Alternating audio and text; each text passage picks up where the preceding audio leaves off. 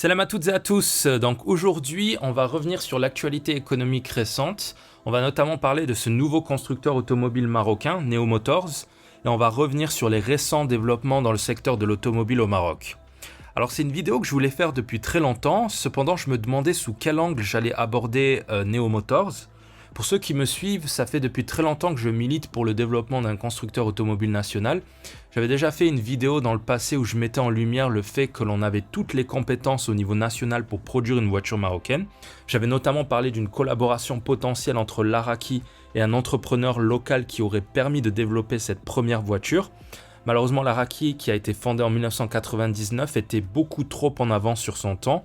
Cette voiture de luxe marocaine n'a malheureusement pas trouvé son marché. Elle a été développée à une époque où le Maroc ne disposait pas d'un secteur automobile développé. Aujourd'hui, la situation est totalement différente. Le Maroc possède désormais des années d'expérience dans la construction automobile grâce à l'implantation des deux géants automobiles que sont Renault et Peugeot, mais aussi grâce à des centaines de sous-traitants qui ont posé leurs valises dans le pays. Et c'est cette expérience marocaine ainsi que ce tissu de sous-traitants qui a permis à Neo Motors de proposer un premier véhicule au grand public.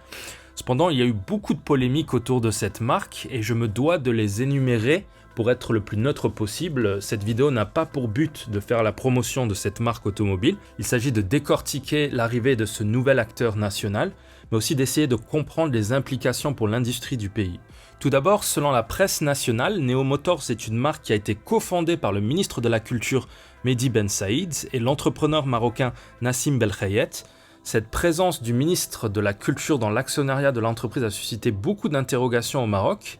Mehdi Ben Saïd a notamment été accusé de conflit d'intérêts, ce qu'il a démenti en disant que sa contribution n'était que financière. Pour sa défense, il a aussi rappelé que le projet Neo Motors date de 2016, c'est-à-dire bien avant sa nomination comme ministre de la Culture en 2021. Il a aussi précisé qu'il avait indiqué dans son CV qu'il était co-actionnaire de l'entreprise et qu'il a donc toujours été très transparent sur ce projet. Selon moi, honnêtement, ça n'a peu d'importance. Il y a beaucoup de ministres et hommes politiques qui ont des entreprises. On peut notamment évoquer l'ancien ministre de l'économie Moulay Hafid El Alami, qui possédait une multitude d'entreprises. Il les a d'ailleurs quasiment toutes vendues après avoir quitté le gouvernement. On peut aussi rajouter le patron d'Africa Gaz, qui est aussi le chef du gouvernement. On peut même rajouter la famille royale à cette liste, qui possède une multitude de holdings dans le pays. Donc ça ne me choque pas que des chefs d'entreprise soient aussi membres du gouvernement ou aient des mandats politiques. Ça ne me gêne pas tant que ces hommes politiques mettent en mouvement leurs richesses pour développer le pays. L'autre polémique autour de Neo Motors concerne le design de la voiture. Un design qui ressemble beaucoup à la voiture tunisienne Wallis Car. Je pense que c'est ce qui a le plus dérangé le public marocain. Belkhayet a eu l'occasion de s'exprimer sur ces similarités dans une entrevue qu'il a accordée au journal Le Matin. On va l'écouter et puis je reprendrai après pour commenter. Alors, pour revenir au châssis. Le châssis, c'est un châssis échelle.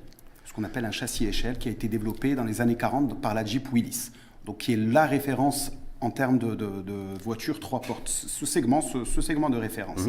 Par la suite, il a été dupliqué, amélioré par un nombre d'entreprises. Donc, je vais pour les citer, il y a le Ford Bronco, il y a la Suzuki Jimny, donc il y a la Jeep Wrangler, bien évidemment.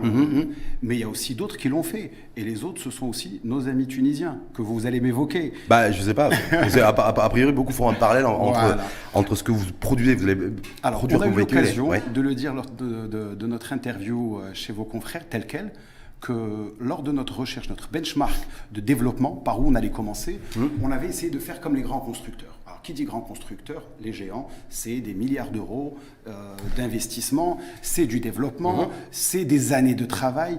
On n'avait ni ce fonds, ni ce temps, et pourtant on était accroché à notre ambition de créer ce véhicule. Donc on est parti voir des petits constructeurs. C'était en 2016, je me souviens bien, parce qu'on s'était dit à l'époque, le souverain prône une coopération sud-sud. D'accord ? Donc il fallait absolument aller dans ce sens. Et on est allé voir les petits constructeurs en Afrique, au Maghreb, qui avaient réussi le pari fou de réaliser un véhicule. Donc on est parti voir nos amis tunisiens. C'était un ami que je connaissais de mes années de fac à Paris. Et j'ai eu l'occasion de l'appeler au téléphone et lui dire « je veux faire 10 000 véhicules ». Il m'a ri au nez. C'est impossible. Mais par contre, il m'a dit « si tu veux apprendre à faire 100 voitures, 500 voitures, 1000, viens nous voir. Nous, on a une petite expérience, on l'a fait dans le passé et on peut vous ouvrir nos portes. » Donc ça a été l'occasion d'une visite de leurs usines, de la manière dont ils procédaient, de leur écosystème même. Et c'est là qu'on s'est rendu compte qu'on avait non seulement le même écosystème, mais qu'il était beaucoup plus puissant et beaucoup plus étoffé. Et que ça n'avait finalement de partir sur une gamme automobile type Jeep. C'est un véhicule qui est ludique, de loisirs, robuste, simple, pas beaucoup d'électronique.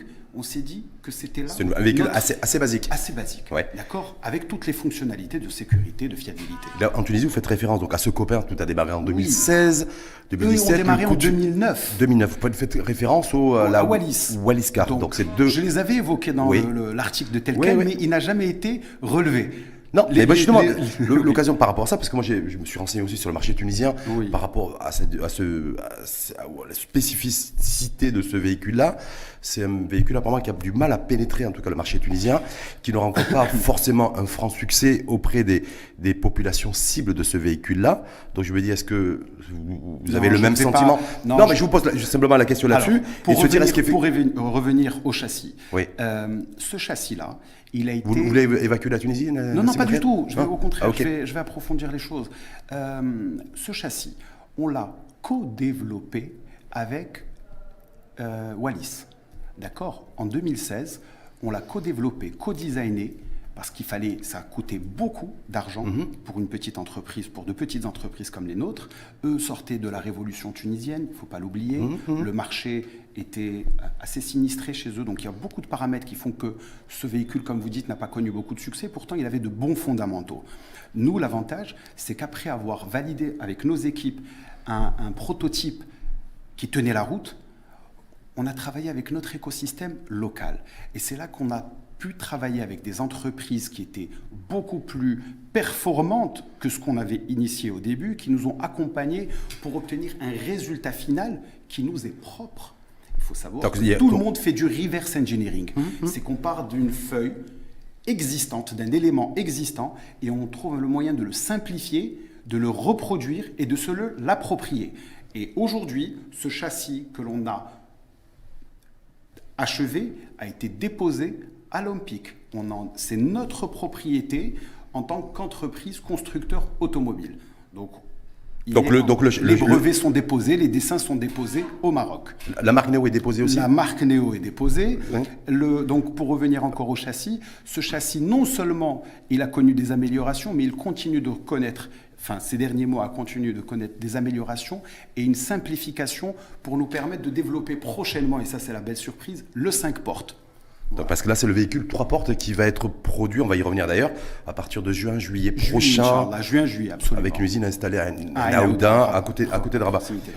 Donc ce véhicule-là, ça va être beaucoup de similitudes avec le véhicule Wasli Car en Tunisie, on est bien d'accord? Alors, non, il n'a pas de similitude. Oui. Il bénéficie d'une même base. Parce que c'est une plateforme aujourd'hui qu'on a partagée. Aujourd'hui, eux ne le produisent plus. Il était compliqué à faire. Même nous, ensemble, on avait essayé de le faire à l'époque. Il était robuste, mais compliqué à produire. Donc c'est pour ça que nous, on a dû le raméliorer, le modifier, le simplifier pour en faire un produit industrialisable. Et c'est avec ce châssis qu'en 2022, l'année dernière, on a passé les tests d'homologation et le crash test. Il faut comprendre que la finalité d'une conception doit absolument passer par des tests. Donc en même temps, la cible prête, ce qui n'a pas forcément marché du côté de la Tunisie. Ce qu'eux n'ont pas eu à faire parce que leur législation ne leur imposait pas. Donc dans cet extrait, Nassim Belkhayet évoque la voiture tunisienne. Il met en avant aussi le fait que le châssis de la voiture a été co-développé avec l'entreprise tunisienne. Apparemment, le patron de l'entreprise Wallis Car est un ami d'université de l'entrepreneur marocain. Il se défend ici un peu maladroitement en évoquant le fait qu'on n'invente rien et qu'on ne fait que en fait s'inspirer. Je pense que ce n'est pas ce qu'on lui reproche ici. On lui reproche de s'être inspiré d'une entreprise qui n'est pas forcément une référence dans le secteur de l'automobile mondial. D'ailleurs, le journaliste lui a rappelé les difficultés de l'entreprise tunisienne qui n'arrive pas à trouver son marché en Tunisie. Et là, Nassim Belkhayet avoue que ce modèle n'est plus produit en Tunisie. On aurait voulu d'ailleurs lui demander pourquoi est-ce qu'il essaye de refourguer ce modèle aux Marocains. A-t-il acheté le design à son collègue tunisien? Il faut aussi dire que la voiture tunisienne se vendait pour 11 000 € alors que la Neo Motors propose son modèle pour à peu près 16 000 €. Il y a donc des questions qui se posent. On peut se demander comment se fait-il que le prix soit si élevé, sachant que la majorité des pièces sont produites localement, contrairement à la Tunisie qui a dû importer pas mal de pièces de l'étranger. Techniquement, la production locale fait que les prix des pièces doivent être inférieurs et par conséquent le prix de la voiture doit suivre la même logique. Parce qu'au final, ce qui me dérange avec cette marque automobile, ce n'est pas tant la qualité de la voiture ou qu'elle s'inspire d'une voiture tunisienne, ça n'a pas vraiment d'importance. Ce qui me dérange, c'est que c'est une voiture 3 portes, une voiture essence et une voiture qui sera vendue à peu près 16 000 €. Neo Motors n'a pas les caractéristiques d'une voiture premium qui justifierait un tel prix. C'est le point fatal de l'entreprise selon moi. Si on rajoute à cela le design qui n'est pas vraiment aérodynamique et toutes ses similarités avec un vieux modèle de voiture tunisienne vendu 5 000 € moins cher, ça fait beaucoup de points faibles pour la marque marocaine.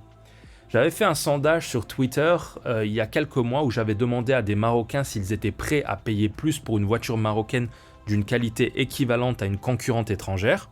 Une majorité de Marocains avaient répondu qu'ils seraient prêts à payer plus pour une marque marocaine avec une qualité équivalente ou proche de la concurrence, mais là on n'est pas dans cette configuration malheureusement. Si on prend la Dacia Sandero au Maroc, la version 5 portes avec un moteur essence coûte environ 12 000 €. Même la version diesel 5 portes est moins chère que la Neo Motors, à 14 000 € à peu près. Même chose pour la Logan qui coûte 13 000 € pour la version essence et un peu moins de 15 000 € pour la version diesel. Donc on est sur des modèles nettement supérieurs à la Neo, produits au Maroc et surtout nettement moins chers que la voiture marocaine. On ne sait pas non plus à qui s'adresse Neo Motors. Est-ce que c'est une voiture familiale? Est-ce qu'elle s'adresse à un public jeune, plutôt masculin ou féminin? Encore une fois, je ne veux pas paraître négatif, j'essaie simplement d'être réaliste. La Neo Motors aura beaucoup de mal à grignoter des parts de marché au Maroc. Je pense que les Marocains sont lucides sur les atouts et inconvénients de la marque. Et je vois mal un père de famille investir 16 000 €, ce qui reste une somme très élevée au Maroc, pour acheter une voiture essence 3 portes, alors qu'il pourrait s'acheter un diesel 5 portes pour environ 12% moins cher. Je pense que le CEO de l'entreprise a tout misé sur le patriotisme des Marocains, mais il ne faut pas non plus insulter l'intelligence du grand peuple marocain. Je soutiens personnellement le patriotisme économique, je pense qu'il est important que les Marocains consomment du Made in Morocco, mais il faut aussi que le Made in Morocco soit à la hauteur des Marocains. Je vois davantage l'avenir de Neo Motors comme une entreprise qui pourrait bénéficier de la commande publique. J'encourage d'ailleurs le gouvernement à s'équiper en voiture de cette marque au lieu d'acheter français. Ça permettra à la marque d'avoir un soutien financier pour pouvoir proposer à l'avenir un produit qui soit plus en adéquation avec les attentes des Marocains. On a des exemples d'entreprises qui ont commencé comme Neo Motors, notamment en Chine. Je peux citer l'entreprise BYD, qui a lancé sa première voiture en 2001. BYD est une entreprise qui était spécialisée dans les batteries et qui s'est peu à peu lancée dans la construction automobile. L'entreprise a fusionné avec une entreprise chinoise étatique qui construisait déjà des modèles de voitures. L'entreprise a beaucoup bénéficié de la commande publique pour emmagasiner des revenus et faire de la recherche-développement. Son premier modèle 5 portes était beaucoup plus moins cher que la concurrence, ce qui a fait son succès en Chine. Aujourd'hui, BYD est une immense multinationale qui génère des milliards de dollars de revenus et qui est à la pointe de la technologie, surtout dans le secteur des voitures électriques. Je souhaite sincèrement le même avenir à Neo Motors. L'entrepreneur Nassim Belkhayet a eu l'honneur de présenter son modèle de voiture au souverain marocain Mohamed VI le 16 mai dernier. Cette cérémonie a été critiquée par certains qui ne concevaient pas que l'entreprise utilise l'image du roi pour promouvoir sa marque. Pour ma part, je trouve que c'est une très bonne chose que le roi mette en valeur des entrepreneurs qui ont à cœur de développer une activité industrielle dans le pays. Ils sont assez rares et donc toute visibilité est bonne à prendre. Le roi a à cœur de soutenir l'entrepreneuriat dans le pays. La plupart des millionnaires au Maroc sont des rentiers qui s'accrochent à l'immobilier, la banque, la grande distribution, l'import-export ou encore l'extraction de ressources naturelles. Ces gens ne pourraient même pas prendre le risque de produire un grille-pain. C'est donc une très bonne chose de mettre en valeur des entrepreneurs comme Nassim Belkhayet, ainsi que le patron de Namix, Foued Anaja. Il faudrait aussi que Neo Motors dévoile enfin son modèle pour que l'on découvre enfin les options du véhicule, l'intérieur, mais aussi qu'on puisse tester celui-ci sur la route. Ils n'ont toujours pas de site internet, ce qui est assez étrange, car bien souvent le site internet est la première vitrine d'une marque. J'attends aussi de Belkhayet qu'il nous dise ce que sa voiture a de plus que ses concurrentes européennes. Ça ne suffit pas de dire qu'il s'agit d'une marque 100% marocaine, il faut aussi justifier son prix vis-à-vis de la concurrence. Pour l'instant, on a un peu l'impression qu'on essaye de nous vendre un Nokia 3310 au prix d'un iPhone, avec comme seul argument que l'entreprise est marocaine et que 70% des composants sont produits au Maroc. Et c'est d'ailleurs peut-être ça le problème. L'obsession du taux d'intégration élevé, c'est peut-être ça l'erreur. Il aurait peut-être fallu commencer avec un modèle plus moderne, peut-être une collaboration chinoise ou française, avec un taux d'intégration faible au début, pour ensuite substituer progressivement les pièces importées avec des pièces produites localement. Ça aurait permis à la marque de se faire une place sur le marché local et opérer des économies d'échelle qui lui auraient permis de réduire ses coûts marginaux. Il faut bien comprendre qu'il est extrêmement difficile de lancer une marque automobile quand on a en face des géants qui ont la capacité d'opérer des économies d'échelle grâce à leur volume de vente. Renault et Peugeot vendent des millions de voitures, ce qui leur permet de négocier les prix des pièces auprès de leurs sous-traitants. Si je viens derrière, moi petit constructeur, et que je commande 1 millier de volants pour ma petite marque, forcément on me fera payer plus cher que Renault qui a un volume de 400 000 volants, 400 000 voitures annuelles. Le Maroc ne peut pas se permettre, comme la Chine, de fermer son marché aux constructeurs étrangers pour forcer ses nationaux à consommer des voitures produites localement. C'est donc une situation très complexe. En conclusion, Neo Motors a développé une voiture citadine de qualité intermédiaire. Il sera difficile pour l'entreprise de trouver un public si elle ne consent pas à des baisses drastiques au niveau prix. Selon moi, le seul problème de la voiture, c'est son prix qui n'est pas en adéquation avec la réalité du produit et du marché national. Il ne s'agit pas d'une voiture premium comme le laisse entendre son CIO. À défaut de pouvoir se démarquer niveau hors prix, il aurait fallu que la voiture le fasse niveau prix. Je pense aussi que si Neo Motors avait tablé sur une stratégie de volume avec un prix bas autour des 10 000 €, l'entreprise aurait pu trouver un public non seulement au Maroc, mais sur tout le continent africain. Les relais du Palais Royal en Afrique de l'Ouest auraient pu permettre à la marque marocaine de pénétrer cette région. Elle aurait pu aussi partir sur un modèle vraiment premium du même niveau que Namix, avec un prix beaucoup plus élevé pour viser un consommateur plus aisé. Il aurait fallu en fait aller all-in, comme on dit en jargon de casino. L'aversion au risque est un vrai problème au Maroc. On va proposer des projets minimalistes par peur qu'ils échouent, mais en opérant ainsi, on condamne ces projets à l'échec car on aura tendance à surestimer le produit de notre petit investissement. Moi, personnellement, je souhaiterais que l'État marocain soutienne Neo Motors via la dépense publique. L'entreprise a besoin de revenus pour entamer sa mue. Je préférerais que les administrations publiques s'équipent en voitures Neo plutôt qu'en Renault Dacia. Cet argent permettra à l'entreprise de développer un modèle plus moderne et plus adapté à un consommateur certes patriotique mais surtout exigeant. Voilà, c'est tout pour le moment. N'hésitez pas à vous abonner si ça vous a plu et je vous dis à la prochaine pour une autre vidéo.